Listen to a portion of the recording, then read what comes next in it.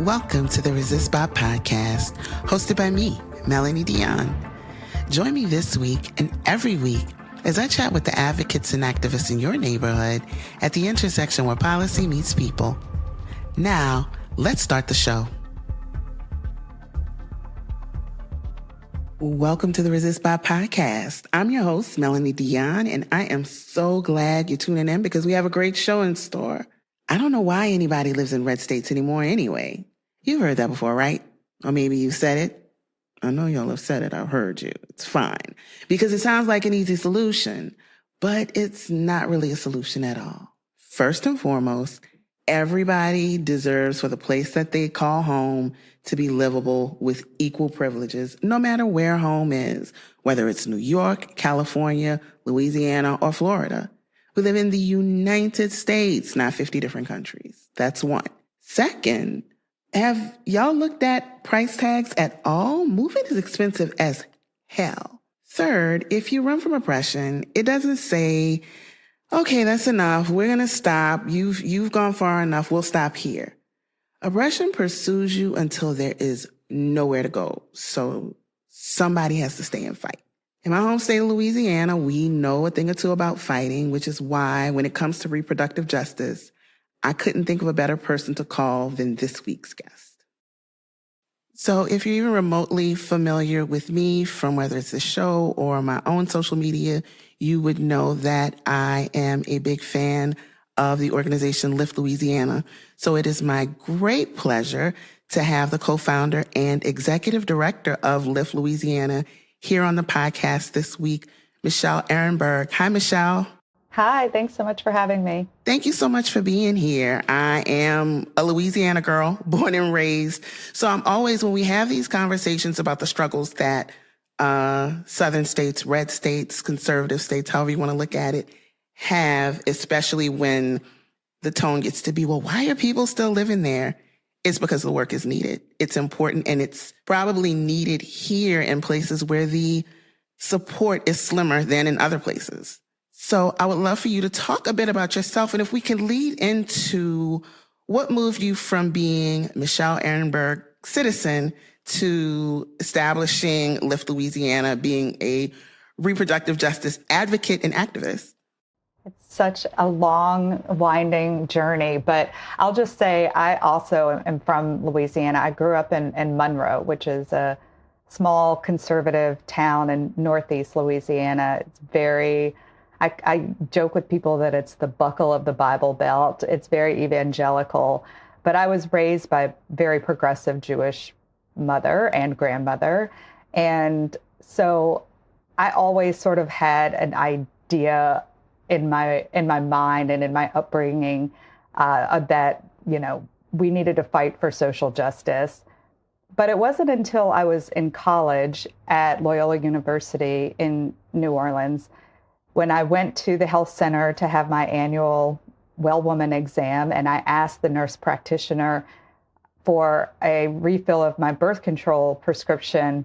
And she told me that because they were a Catholic university, they didn't prescribe birth control to their students, that I realized, you know, how these systems, especially in the context of religious institutions, are oppressing people and leaving them without access.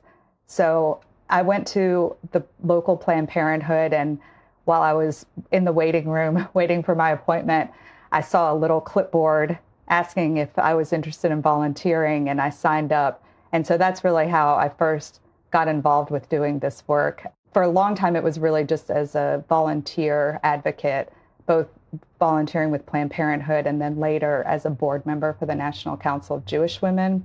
And in 2016, I co-founded Lift Louisiana so that I could dedicate 115% of my time to this work because it was so needed. Years of this and we still have mute, unmute fails. 2016 was such a pivotal year for a lot of us because plenty of people could see what was coming. So was knowing how Roe was on the bubble of being jeopardized, did that spring you into action? Was it kind of a slow build, or how did that How did you go from being part of the work to no, we've got to jump out of this. This has to be the focus for me? Yeah, it's such a good question. I think that what we had been seeing in Louisiana, and this was the same across the Gulf South and throughout the Midwest, was a ramping up of restrictions on abortion. And in Louisiana, it was really going completely unchallenged. These laws were being introduced. No one was really showing up to object to them. And so they were passing. And then we didn't really have the infrastructure in Louisiana to challenge the laws on constitutional grounds. We were really at the mercy of whether the Center for Reproductive Rights had the capacity or the resources to be able to come in and litigate for, the protection of our rights here. So that was the context in which Lift Louisiana was formed. I had met a reproductive rights attorney, Ellie Schilling, who had been representing some of the abortion providers in the state. And we started talking about how it was a need. We needed to show up. We needed to be bringing people to the Capitol. We needed to be pushing back against these laws. And we needed to be able to take, these laws to court when they passed. And so that was why we started Lift Louisiana. And I'll tell you, when we started in 2016, I think we thought at the time that we were going to have a very different situation, that we were going to have a progressive, female president, that we were going to have a friendly judiciary. And then obviously at the close of the year, none of that came to pass. And it made this work a lot more challenging, but it also has been a huge opportunity for us to really mobilize the support for abortion access that I knew fundamentally existed in Louisiana, but had not really been activated and wasn't really showing up. And we think a lot about how when we start talking about abortion access, the people who are impacted on the front end are marginalized people, poor people who don't necessarily have access, because people with money know how to get abortions. You're a familiar face. You've gone from being, kind of in the work to being someone who is a familiar face in state legislature with testimony and things like that. So when we're looking right now, for example, mifepristone is the big current conversation. There's always the conversation, but right now we're looking at what's going on in Texas and how that is going to impact us federally. Does that have bearing into what you're preparing yourself for? Yeah, I think it's such an important conversation that's happening, and there's so much uncertainty around it because, like you said, people with means, people with privilege are going to be able to get out of state, to go to a state where they can access a legal abortion. But that's not the case for many people in Louisiana. Louisiana has some of the highest rates of poverty among women and children. And we also have a maternal health crisis here that impacts Black women at a disproportionate rate. I think the most recent statistics are something between 2 and 3 Black women die from pregnancy-related causes compared to white women in the state. So access to medication abortion, which is safe and effective, is really, really critical to not only abortion care, but this is a medication that is used in a lot of different contexts in terms of managing pregnancy complications. And what we've seen in Louisiana since the Dobbs decision and since Louisiana has implemented its near total ban on abortion is that the language in the law is really impacting the provision of pregnancy care for complications across the board. So doctors are confused about what they can and can't do. They're not sure whether or not they can intervene in someone's miscarriage the way that they would have pre the Dobbs decision.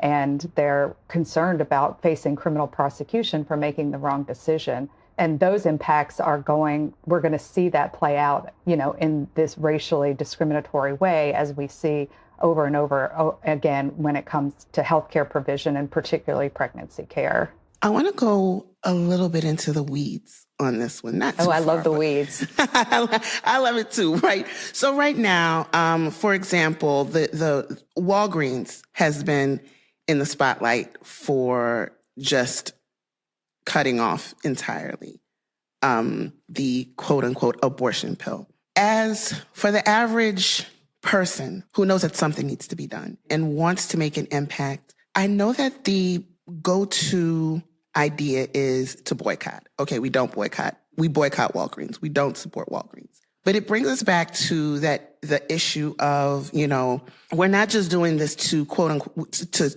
punish Walgreens. This is also to get people the care that they need. Like, that's the bigger picture. And so the idea of a boycott or whatever leaves right back to leaving poor people behind, who the only drugstore in their neighborhood is a Walgreens.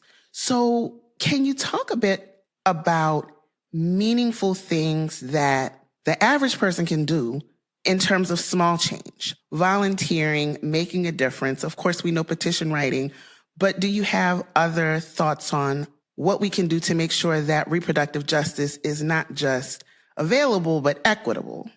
Yeah, it's a really important question. And I struggle with this conversation around boycotts too, because in many communities, Walgreens may be the only pharmacy, or at least the only pharmacy that keeps hours that working people can access their pharmacists during those hours. So, but I do think that writing to companies and engaging with them on social media and using that as a means of raising awareness about these misguided or misunderstood practices that companies are engaged in is really important piece of it. But we also really need for people to engage with their local elected officials, because this is where the harms are happening. The Louisiana legislature is where reproductive rights, reproductive justice, where social justice, criminal justice, this is where all of the things that we hold dear go to die. And that is one of the things that has been so centered to Lift's work, is helping people not only understand the policies that are being proposed, but giving them the tools that they need to be able to engage in the process, to know how to call their legislators, to know what exactly to say to their legislators, also to show up at the Capitol in the event that you are able to do that. We've been working with a lot of medical providers. I think folks that are in the provision of healthcare, this is really an important time for those people to be showing up to talk about the impact that these decisions are having on their patients and how they're able or not able to provide care to those patients. So this is really a moment where people need to be reaching out and forcefully and en masse to the folks that are making the decisions that are impacting their lives. Thank you. In terms of medical professionals and engaging that, do you encourage people to actually engage their medical professionals directly on the topic? I think this is really important. And a lot of people who are seeing their general practitioner or even that are, going to their OBGYN appointments every year, they have no idea where their doctors stand on these issues. And this is really an important thing for people to understand, to be able to advocate for themselves in how they're receiving care and from who. The last thing that I would want is for somebody to be pregnant and to be experiencing a complication and find out at that moment that their doctor has some sort of, religious or moral objection to being able to provide them the care that they need. So these are important conversations that I think people need to be having with their healthcare providers and certainly with pharmacists. We actually just found out today that somebody went to go get a prescription for a medication that is totally unrelated to their reproductive health, went to a Walgreens, and the Walgreens pharmacist asked them their pregnancy status before filling the prescription. These are not the things that people should have to answer if there's no medical reason for that. So I think this is the time that people really need to start understanding what it means to advocate for their own health and to be having these conversations with their pharmacists and with their medical providers. I appreciate that. From the standpoint of what the bigger challenges are going to be, going forward, we do have to start from those macro levels or micro rather levels. By the time something is part of a national conversation, it's typically been a state and local conversation for years. And we're watching the culmination of that, where it's, Roe has been the law of the land for the entirety of my life and to see how quickly it can revert. So with that and having these tools in our toolbox, what would you say the biggest challenge people, whether it's, allies, people who are in need of reproductive health care, what would you say the biggest challenge is for the immediate future that we should be facing or looking to tackle? Well, I think the biggest challenge is people only focusing on the immediate future, because there are things that we need today. We need to have abortion funds and support networks that are able to move people from banned states to states where they can access care. We need to be able to figure out how to connect people to the resources that they need. And those are the immediate things. But that is not a sustainable solution to this problem. We cannot continue to exist over decades in a country in which half of the states in the country do not allow access to this, critical, essential health care, and half of them do. So we need to be thinking about addressing the immediate needs while also building for a future. The anti-abortion movement had a multi-decade strategy, and they worked at this piece by piece, little by little, and they were fully committed to that long-term strategy. That is what we need right now. We need to be thinking about addressing the issues that people are facing today, but also investing and building power for a long-term fight. And we need to get comfortable with the fact that this is not going to turn itself around overnight, that we can bring liberation to all people in Louisiana, but it's going to take us a long time, and people need to stay involved in that fight and need to stay motivated for the distance. This is a marathon. It's not a sprint. We hear so much, we're not going back, which is a great slogan. It requires a lot of effort and it requires people. Can you talk a bit about what the work's needs are, what needs you may have as an organization, what volunteering opportunities people should look for, and in those volunteer opportunities, what skills that are useful to this movement, to this push? Yeah, that's a great question. And Lift Louisiana is a little bit of a unique organization because we don't have a lot of sort of typical volunteering opportunities.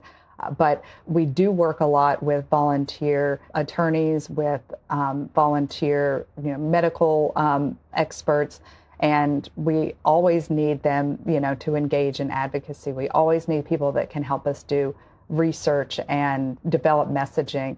And I think another critical component of what we need volunteers to do is to not just follow organizations doing this work on social media, but to get into the conversation, on these social media platforms, and using Lift Louisiana's resources and fact sheets and access to data and analysis to be able to engage in some of these conversations on social media, because we're in a moment where we've got hearts and minds that need to change. And some people are going to be motivated by facts, and other people are going to be motivated by personal stories and really having a conversation with someone that challenges their thinking. And so I think that that's a place where people that are interested and they want to do something, inform yourself, go to trusted organizations to find the information, and then throw yourself into some of these conversations that are happening on our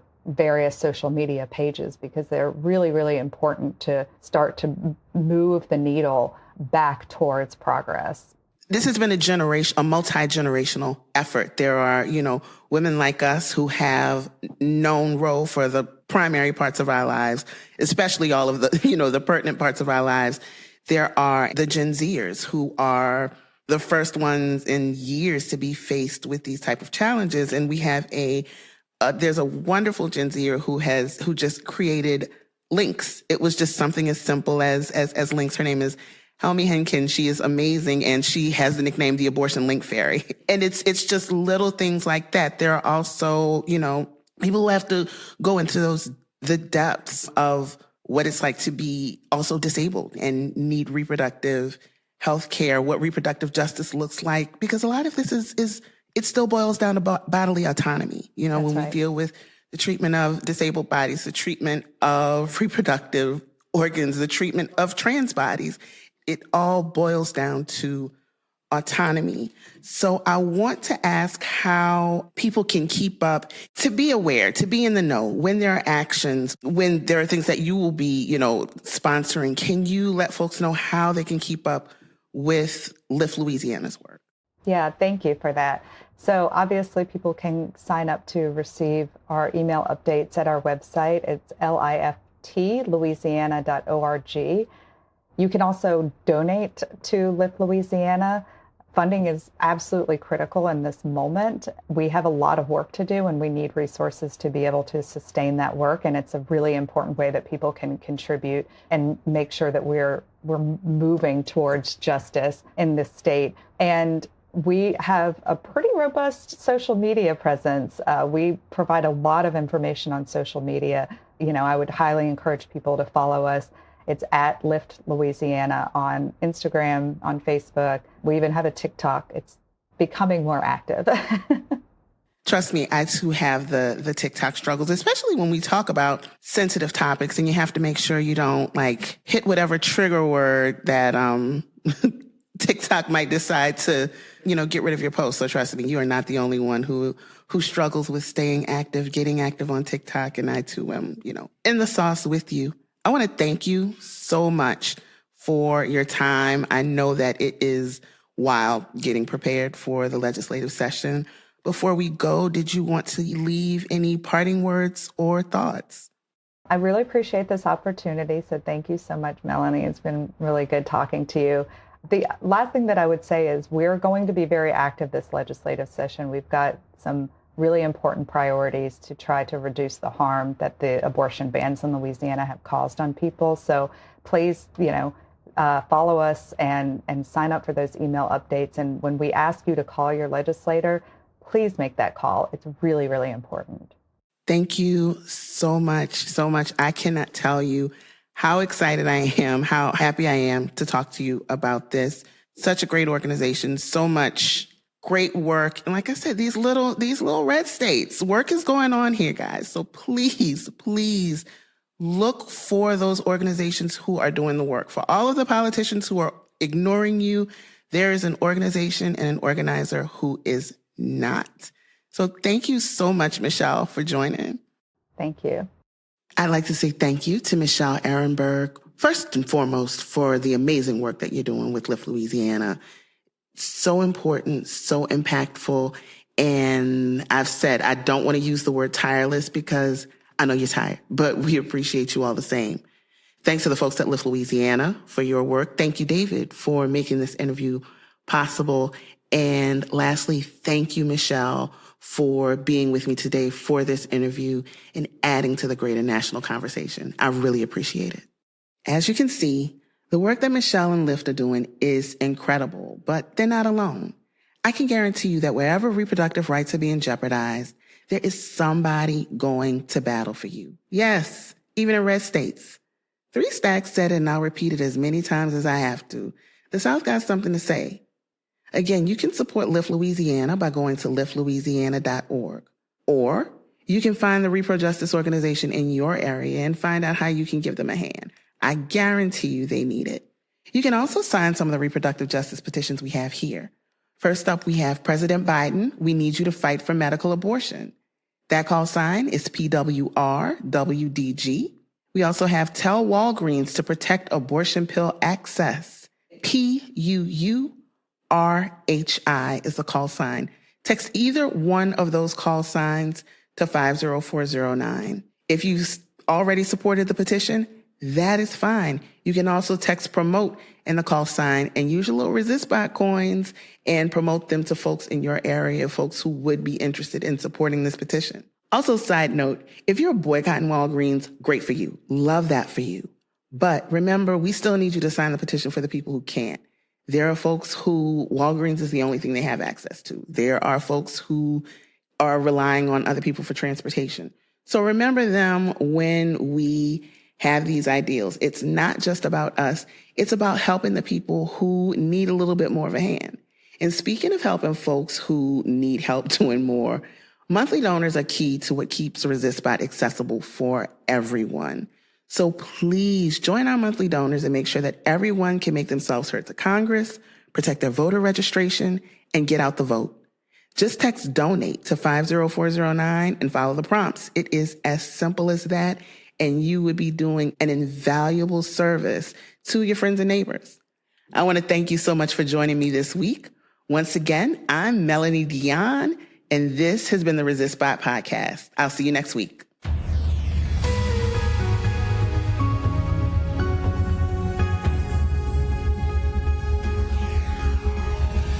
The ResistBot Podcast is a production of ResistBot Action Fund, a social welfare nonprofit organization. ResistBot is funded by monthly donors like you. Support ResistBot by texting donate to 50409. You can learn more and see a complete guide to using the service, a real-time list of trending petitions, learn how to organize your own pressure campaigns, or launch your own voter pledge drives at www.resist.bot. Thanks so much for joining, and we'll see you next week.